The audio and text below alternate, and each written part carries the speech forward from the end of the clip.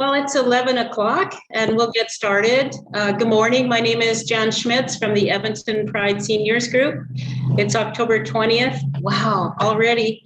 And thank you all for attending our weekly Aging with Pride discussion group for the 2S LGBTQIA plus seniors and their allies. Thank you too to our partner SAGE and the Pride Center of Edmonton.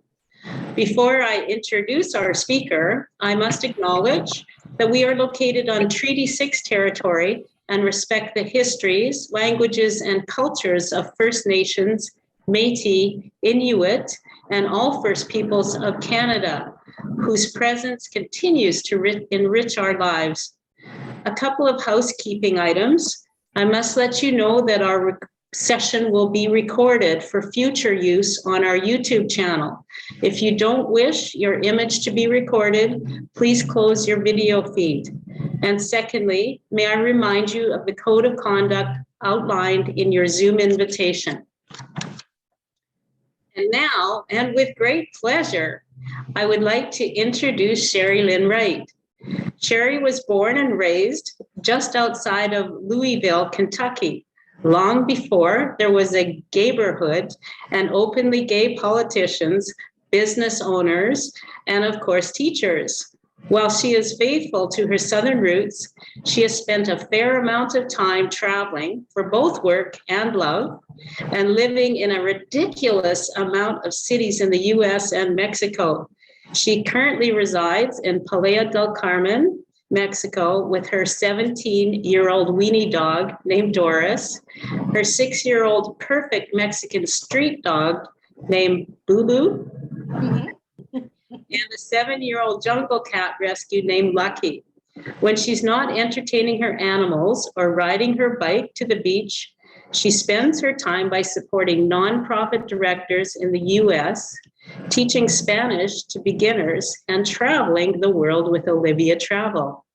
Over to you, Sherry. Thank you so much. Hi, everyone. So nice to meet you. Thank you for having me.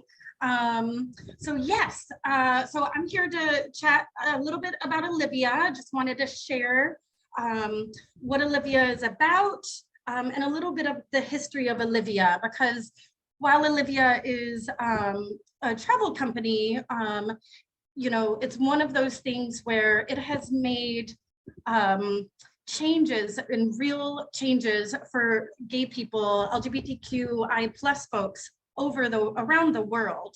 And I love that. I'm really appreciative to Jan that you invited me to be here so we could talk a little bit about the impact that we have when we are out on a global level and what that looks like. And Olivia is one of the first companies who ever took that on a global level. So I'm going to share my screen with you. Let me Olivia chat. Okay, let me move this up here. Okay. So this is just going to go through a little bit of history with Olivia. So Olivia was started in 1973. And what's interesting is it was originally started as a record label. And it was the first women's feminist record label, and it was run by 2 lesbians. So back then it was a women's record label, right?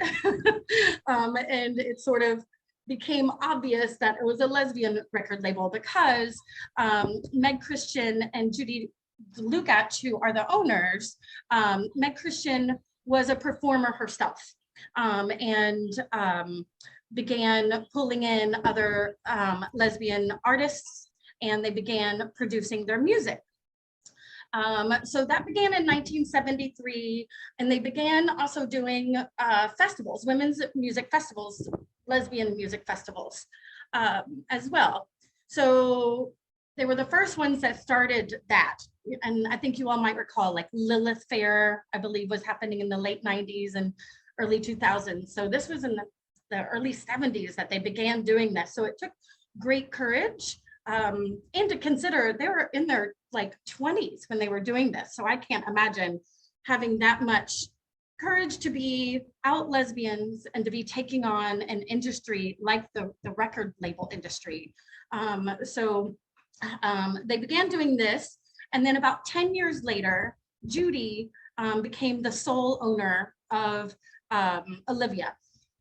And then Meg Christian stayed involved, and there were other folks who were involved, but Judy became the sole proprietor for Olivia Records. Judy had a dream of doing a music festival on a boat. She was like, I think this could work. Let's try this. And so you have to remember, you know, this was way before Facebook, way before texting. And so the way that they communicated was by letters, like written with a stamp on an envelope. And then there were also, there's a publication you all might have heard of called Lesbian Connection, which was a magazine that was sent out monthly in a brown paper bag, you know, so you couldn't see the cover, and they would often put in ads and advertise that way. So Judy in 1990 said that she wanted to do this, and it sold out really quickly. So they added a second week. So this blows my mind that they were able to sell this out via letters, via writing, and people using the phone to actually call and say, I want to do this trip. And so they added a second week, and the 2 cruises sold out. And from there, Olivia Cruises and Resorts is born. And I will say that in 1990, when they went to Greece, not just, you know, when they showed up in Athens, which interestingly enough, there's a group of Olivians in Greece right at this moment. They were on the nationwide newspapers. They made the front page of the newspapers, welcoming them, because Greece recognized, rightfully so, that this was going to be a major infusion of cash. And so the women on these cruises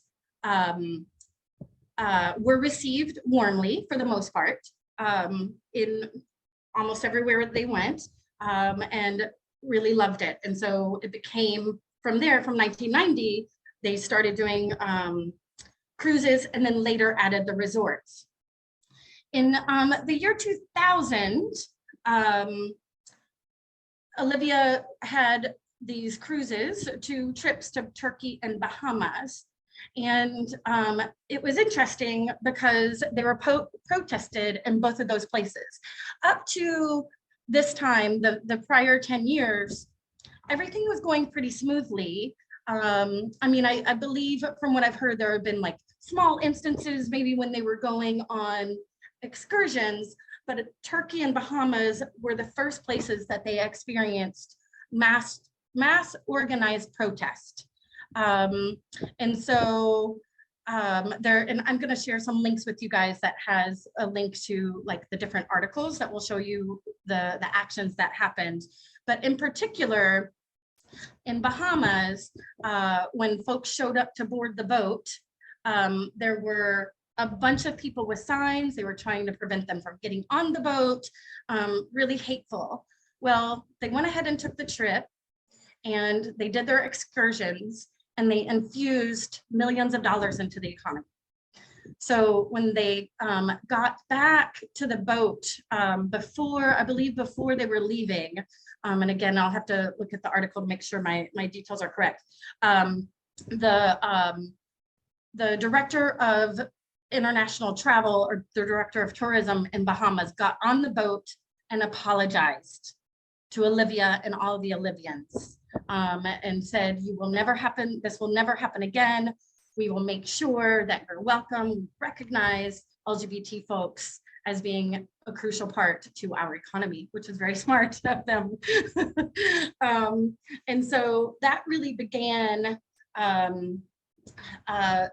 that lifted, I would say, Olivia's profile in many ways, because this reverberated throughout the lesbian community, and the LGBT community, I would say, because obviously we want to feel safe, we want to feel supported, and experiencing something like this can be really jarring. And then to come back and have the representatives of the country apologize and say, we're going to do better and we see you, that is a pivotal moment in my mind for LGBTQ visibility on a global level. You know, I will say many times throughout history, not only the staff of the cruise or the resort, but also the people that we encounter when we're on these trips thank us for being visible and tell us, you know, wow, we had no idea that it was like this, seeing, you know, partners who have been together for 20 years kind of deal. And then I will say that there have been so many major moments in LGBTQ history that Olivia has been there for example, let me get the, I'll get the article up here in a second, but Martina Navratilova, the Obama election, all of the different things that have been happening over the years. There were Olivians who were together on trips, celebrating or supporting one another through these different moments. And so for me, in a historical perspective, looking back, it just seems like such an important piece of LGBTQ plus history to have Olivia be a part of global change and global visibility of our community. So I started in 2018, and my first trip was in Tulum. And once I started, I was like, okay, this is all I want to do the rest of my life, because it really is a sisterhood and a community and now with social media, and I will say that it was a tentative acceptance on Olivia's part for social media because of the privacy of the members in our community. So that has been, you know, in the beginning it was difficult, but now I feel like it's ironed out and people are more used to being a part of social media. And we have private groups, so people who need to be private can. But I will say, starting in 2018, the moment from that trip, I've had a whole new set of friends, and it continues to grow and grow and grow. And no matter where I go in the US, Canada, or parts of the world, I know I have people, Olivians, that I can call on and say, hey, I'm gonna be in London for 2 weeks. What Olivians are there? And someone's going to be there, or maybe an Olivian was just there. So I feel so fortunate about that. And it has really shifted my life in such a beautiful way. In 2019, Olivia changed from a women's travel company to an LGBTQ plus women's travel company, which doesn't seem like a big deal, but again, for visibility and acceptance is pivotal, especially to have a company of this size and with this kind of revenue, to embrace the fact that we look in all the ways now and we operate in all the ways. And for you know, a lesbian company that has been around for 1973 to now say we are an LGBTQ plus women's travel company, I think was a very big deal. So, you know, putting that out there in the sense of changing the website and putting out all the different pieces of outreach that we do has really been significant. And there are plenty of trans folks, trans women and trans men who now attend an Olivia, and it has been a really lovely piece to be a part of, and I feel very proud. to be a part of that. And then, of course, February 2020, everything grinds to a screeching halt. And there were so many trips planned, and you know, have to imagine, Olivia has, I think at this point, there's about 27 staff that are full-time staff at headquarters. And then we have a bunch of travel staff. So I'm travel staff. I go to the trips, and that's all I do. I go a few times a year, and then I get compensated for those, but I'm not actual Olivia staff. I'm a contractor. So all of those 20-ish staff had to, you know, completely scramble to figure out, you know, and everything obviously was so uncertain. So it was first postponement, postpone, do we cancel, do we postpone? And so really rough time for those folks. And I will say, there were so many rumors about, like, will Olivia make it? Will Olivia not? And I felt very strongly that if there was going to be one company that could make it, it was going to be Olivia, because of how they take care of their folks, and because of the communication, and because of the dedication and the sisterhood that Olivians have. You know, there's a one of the hashtags is, it only takes one, and you don't know till you go. Because 70% of the women who do go on these trips book another trip before they leave that trip. That says a lot. And so in October 2021 was the first trip that we had, and that was our Tulum trip, and it sold out, and it was amazing. And, you know, with COVID, Olivia has been really doing their best to pivot as much as possible. And, you know, some trips, that first trip we tested when people arrived, you know, we asked for vaccines, and then things are shifting as the world is shifting, which I think is also another testament to Judy and the staff to just be really thinking about what's going on, what's best for the health of our Olivians, what's the best for the health of Olivia, and then the health of the community that we're going to, and including the workers.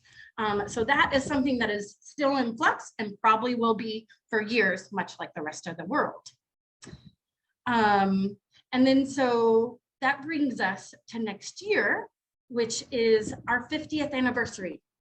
And so it's technically the 50th anniversary of Olivia Records and the Olivia Company.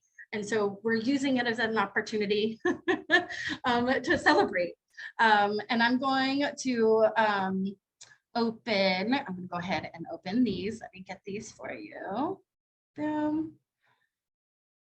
And I'm going to send these in the chat for you guys. Let's see, and I want to go to Olivia 50th, olivia.com.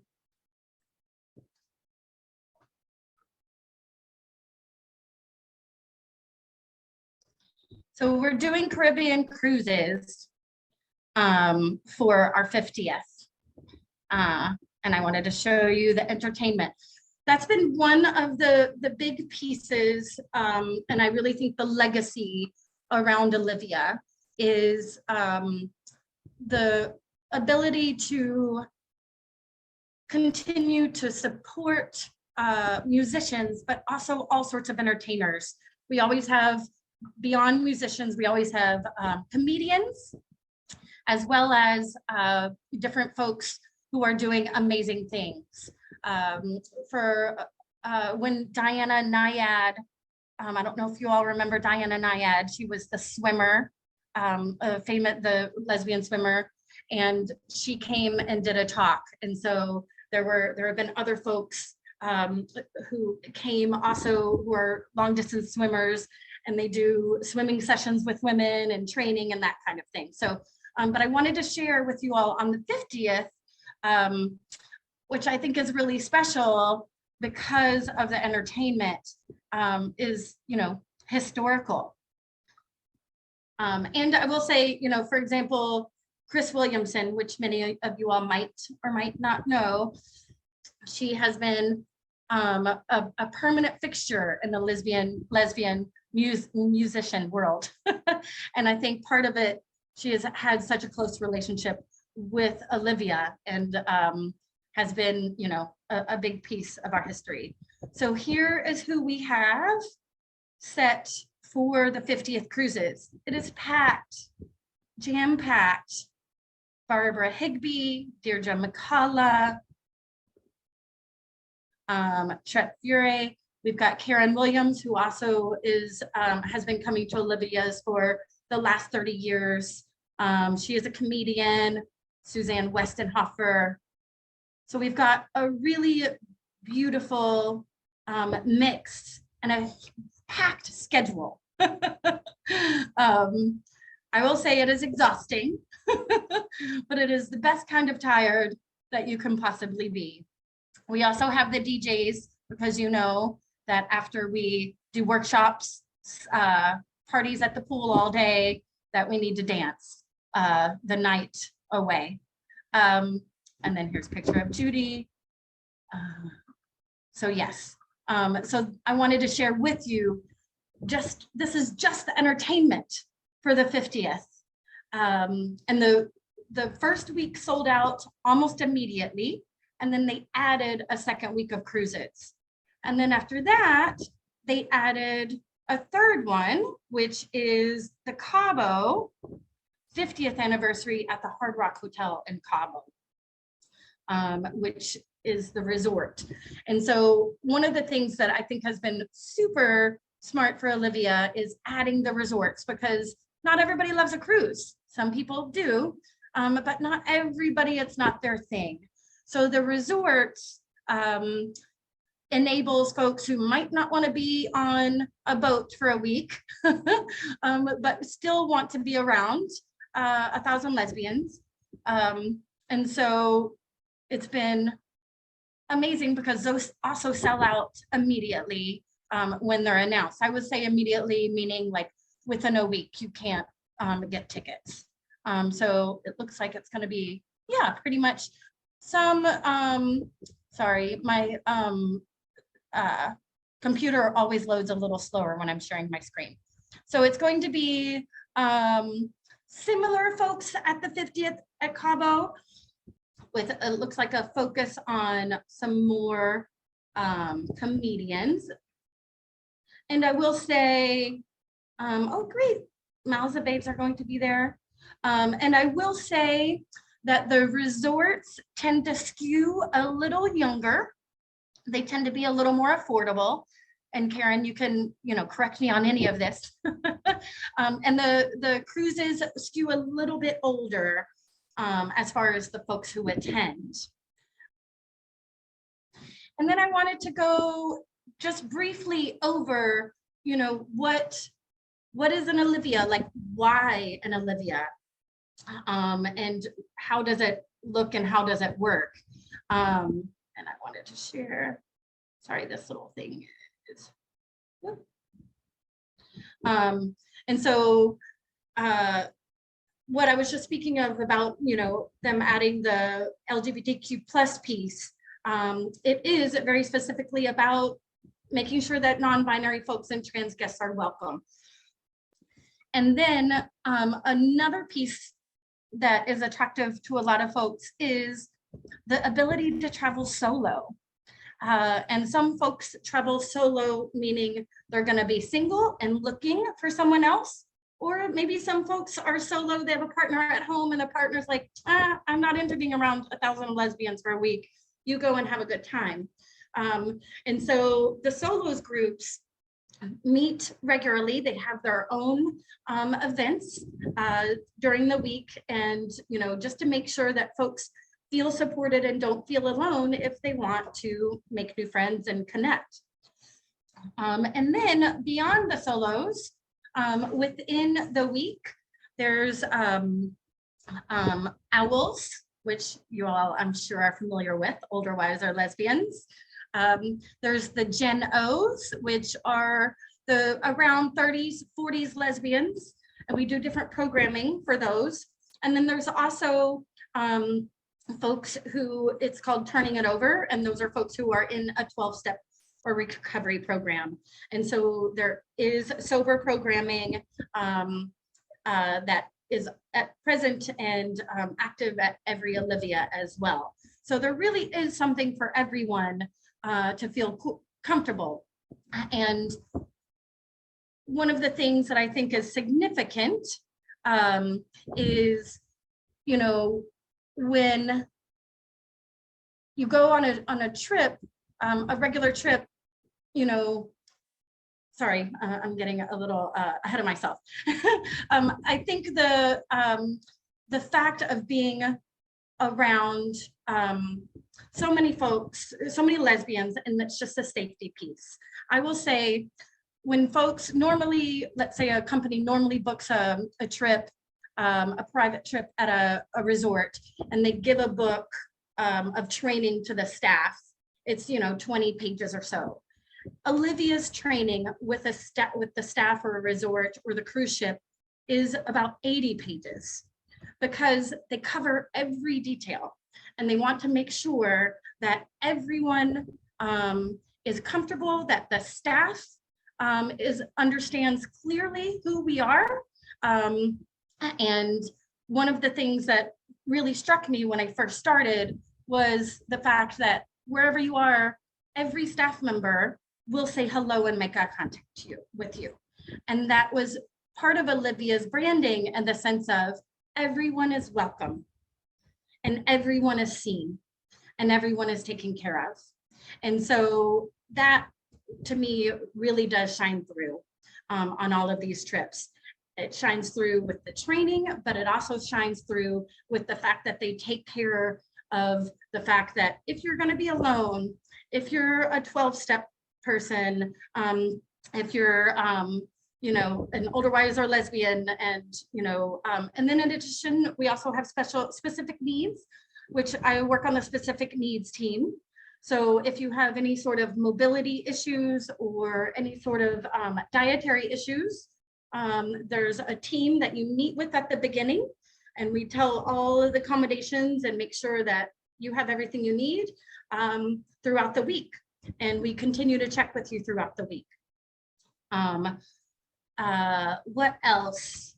And so I wanted to share, yeah, here's the thing about 12-step. And I just wanted to share the FAQs with you in case you wanted to learn a little bit more. Let me see. This is the link I wanted to share with you guys, which tells a little bit more about the history, but this is mostly a lot from Judy's experience. It's sort of an interview with Judy. Lovely. There's some great pictures here. And then this is was it an older article? I can't remember. I can't see. But this is the timeline of Olivia, an excellent timeline, and it shows some of the pieces where, like, for example, Olivia announced a kids and family trip in 2003. They were one of the first ones to start a LGBTQ family cruise, and then later Rosie O'Donnell started a family cruise. I'm going to put these in the chat. I see a message there. Okay, you're getting the Olivia FAQ. And then now, this is the interview and information. And then this is the Olivia timeline. And then let me go back to here and see if I missed anything. I think that's all I have, and I'm open to any questions if folks have any. Hopefully that made a lot of sense. Well, thank you, Sherry. That was just fantastic. we're open for any questions or comments from any of the participants. If you want to wave or put your little yellow hand up in the reactions column or write something in the chat, please feel free. And then is Karen still here? I'm not sure if Karen's still here. I think she said okay, she had to go to this. Okay, I was going to ask her to chime in if I was wrong in any way, but she's gone. So I met Karen on my first Olivia in 2018 and have been going to trips with her ever since. So I'm glad she joined. And that's how I met Jan, was through Karen. So there's all these connections that happen globally. I'm curious if anybody knew about Olivia prior to this. Had folks heard of Olivia? No? Okay. And then I see a hand raised. Go ahead, Eric. Thanks so much, Sherry. That's really, really wonderful. The idea, I used to travel a lot on business, and I used, I don't know if it still exists or not, but a website called Purple Roofs to find gay-friendly accommodation in the States. You know, so if I was going to Charlotte, North Carolina, it's called bleisure, blending of business and leisure. So I'd spend, Nice. you know, 2 or 3 days first and then do the work and then fly home. And just the idea of the feeling of safety and inclusion of being with other people who identify as sexually diverse, you know, sexual orientation and that sort of thing. It's absolutely wonderful. So congratulations on this. I'm sure that these holidays add a lot to the value of people.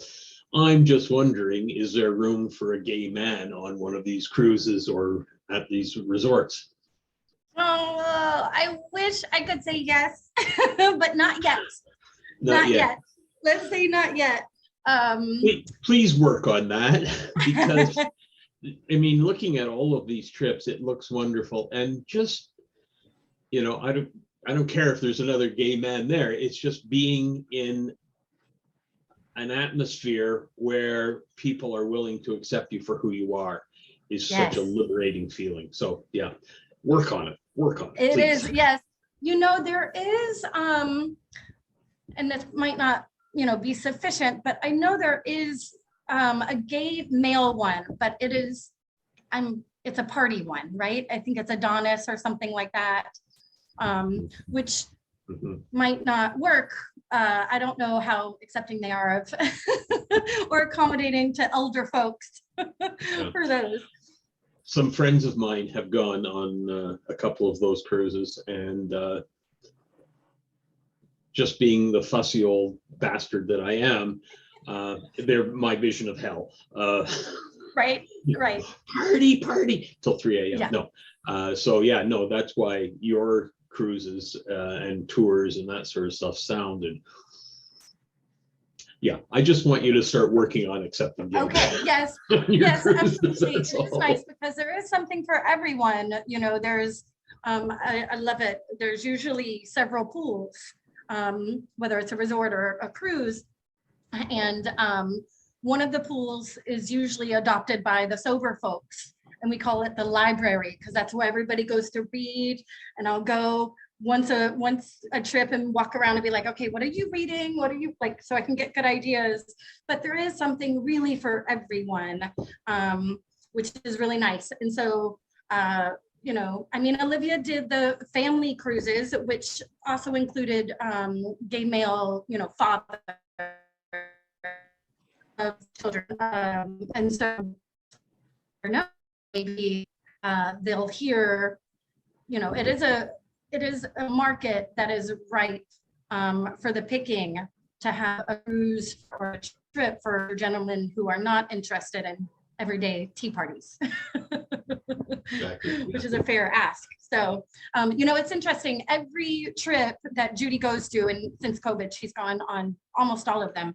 She can't go on all of them, but she does a talk where it's where to next, and she'll have, you know, whoever wants to go can talk to her about, I want to go here. Like we went to India because guests wanted to go to India and she had never considered India before. And there was an India trip as a result. So maybe that's something that could be brought up about, like, is there a way to do a combined gay dude and lesbian or LGBTQ plus trip? So we'll see. Noted. Thank you, Eric. I have a question, Sherry, and it's about the boat itself. A couple of questions about the boat. Like, does Olivia own their own big cruise ship? And then on the boat for the 50th, it looks to me like you're having 25 plus entertainers. Like, is there entertainment every hour on the boat? Do these entertainers, do they perform more than once? Do they get to leave the ship after their performance? Do they hang around and stay with the passengers on the ship? Like, tell me about the boat. Okay. So your first question, what was your first question? Ownership. Ownership. So they don't own the boats, but they lease them out. So we have the entire boat, just like the resort, we have the entire resort. And so I believe it's Holland America that we're doing for the 50th. And we do Holland America a lot. And so I want to say it's close to 3,000 women. Wow. On this trip, two right in a row, back to back. And so the performers stay the whole time, 90% of them. When it's a bigger kind of performer, like for example, one year Olivia Newton-John came and she was only there for like a day and a half. But most performers are encouraged to stay the entire week, and they do, and they mingle with folks, and they tend to do more than one performance. And then for the 50th, I'm sure we'll do a combination performance where all the performers get up on stage together and do some kind of like surprise show at the end, which is always fun. So as far as the schedule goes, I'm not sure yet because they work a little bit around the port times, right? When they go into the ports. And sometimes, and especially now with COVID, sometimes those can get adjusted a little bit. But most of the time, the entertainment starts around noon and then goes until 1 or 2 in the morning. The DJs always start around 10 p.m. And then that's, the later pieces, but we will have multiple stages throughout the day. And then, there's one pool that is the party pool. So there will be a DJ there during the day. And then we usually do games. And then, so one of the performers is always asked to come during one of the days to be the MC for the pool games. So there are different ways that people can interact with performers during the week. Does that answer your question? Okay. Yeah, it sure does. It sounds so exciting. I want to go. It's so great. And what's nice now is for a long time, it was really hard for folks to make the payments, which, ended up skewing it towards a little older women. And so they recognized that in order to really capture folks who don't have a lot of disposable income, they are doing payments. So you can do payments on a weekly or a monthly basis. They teamed up with a company called Uplift, which is really nice. So you can plan a little further ahead without worrying about them, canceling, selling out. Does anyone else have any comments or questions for Sherry?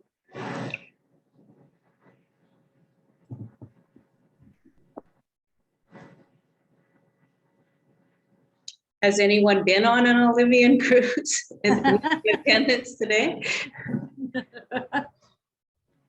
Karen went. That was me and Karen. Let's see, what else is coming up next year? There's Turks, let's see. We've got Punta Cana. There's a San Diego to Mexico cruise next year. The river boats are really amazing because those are about usually less than 200 people. And so, for example, we have one to Egypt and the Nile and Jordan next year. And then there's also a safari, an African safari, which those adventure trips tend to be smaller, like 25 folks. So you get a more personalized trip. It really depends on, you know, what you're into, but there's so much that you can see and do in a safe space that has been vetted by Olivians.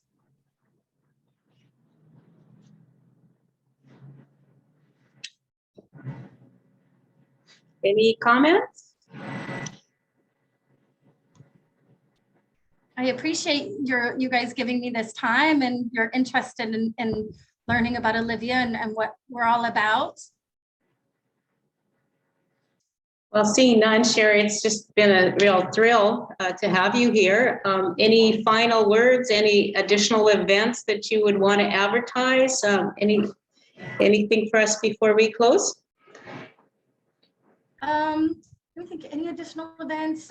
We'll be in Puerto Vallarta next week, so you'll probably see an infusion of us Let's see. next week. We arrive, well, the crew, the Olivians arrive on October 29th, and we'll be there through the 5th of November.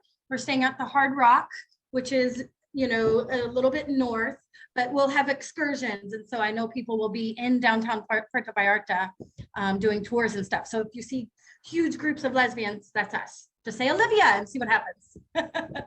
Just last Sunday, there was a huge influence of chicas on motorbikes that did a ride from Guadalajara down to Puerto Vallarta. So yes, and unfortunately it rained on their beach day, but they left town on Monday. There was a lot of excitement in town.